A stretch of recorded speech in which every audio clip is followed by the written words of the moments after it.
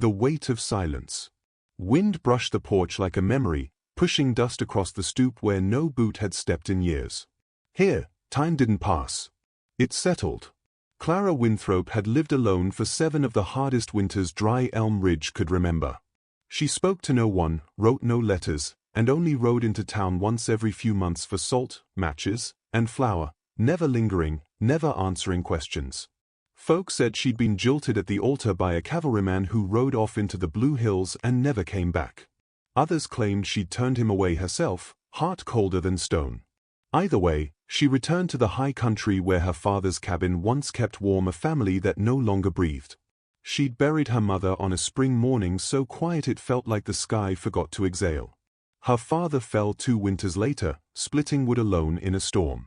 Clara never cried. She just lit the stove and kept living. Not out of strength, out of something more brittle. Habit. Grief worn into the grain of things. Each morning she hauled water from the well, fed the goats, and mended whatever the wind tried to break. Her hands were cracked and stained, her braid always fraying. She smelled of pine pitch, smoke, and something older, like sorrow that refused to sour. No one came up that high anymore. Coyotes, yes. Occasional elk. But not people. That changed when the storm came. It was a lead-gray afternoon, sky swollen with snow not yet ready to fall. Clara was inside, stitching a tear in her flannel sleeve, when the goats began to panic. Low, urgent bleats echoed from the corral. She grabbed the rifle, opened the door, and froze.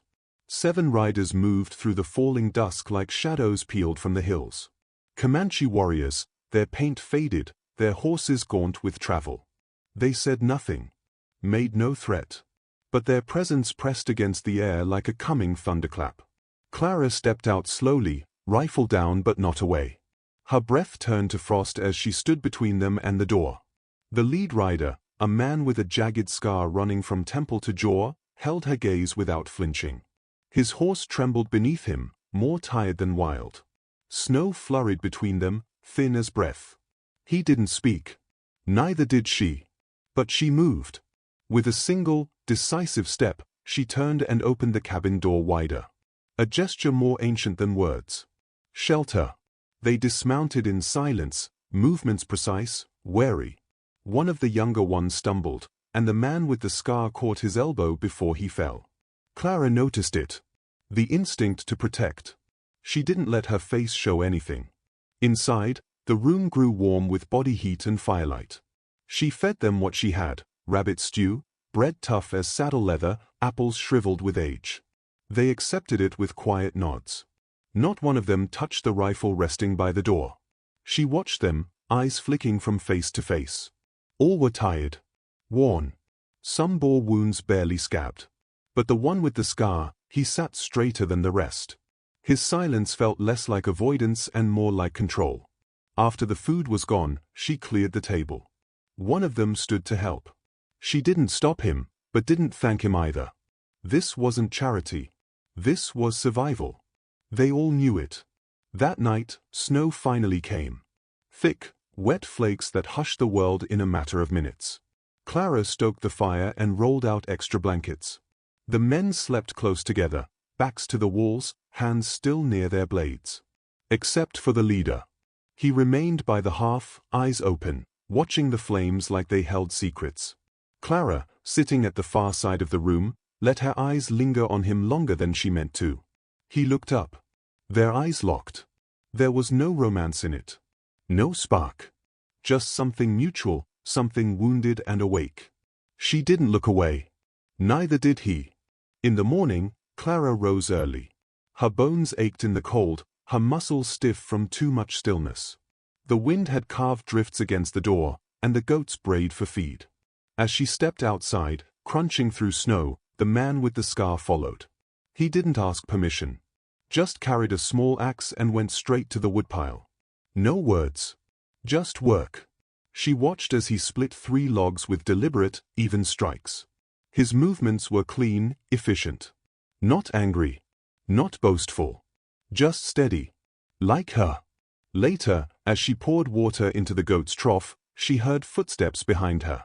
She turned, he held out a carved figure. A horse, tiny and imperfect, clearly made by hand. "For you?" he said. His voice was low, slightly hoarse, like disuse had roughened it. Clara took it. The wood was warm from his hand. She looked at him a long moment, then said, "You lost someone too." He nodded. "My wife. My brother. And my place among the people." She said nothing more. Just reached for another bucket, and he took it from her before she could lift it. Together, they fed the goats without another word. Later that day, they heard hooves again. This time, they were not silent. A posse from Dry Elm Ridge rode up the hill, 10 men in town dusters and righteous eyes. The kind who'd never seen blood, but loved the idea of justice. They dismounted, rifles slung, mouths curled around warnings. Clara stepped out before they could knock. "She's harboring Comanche," one of them said. "We don't want trouble, but we've heard things. They could be dangerous." "They are hurt," Clara replied. "And they haven't raised a hand." "You can't know that." "I can," she said. Then she stepped down the porch, slow and deliberate. "They are under my roof." The leader of the posse narrowed his eyes. "That means something to you?" "It means," she said, raising her rifle slightly, "you'll have to get through me first." Behind her, the man with the scar stepped into the doorway. No weapon. Just his height, his presence, the full weight of a man who had lost too much and still stood tall. The posse hesitated. One man muttered. Another looked away. They turned their horses without a word and rode back down the hill. Clara stood still until the last hoofbeat faded. Then she lowered the rifle and let out a breath that seemed to come from someplace years deep. Behind her, the man with the scar said quietly, "You didn't have to." "Yes," she replied. "I did." And for the first time in 7 winters, the wind didn't feel like it was trying to steal something from her. It felt like it might be returning what was lost.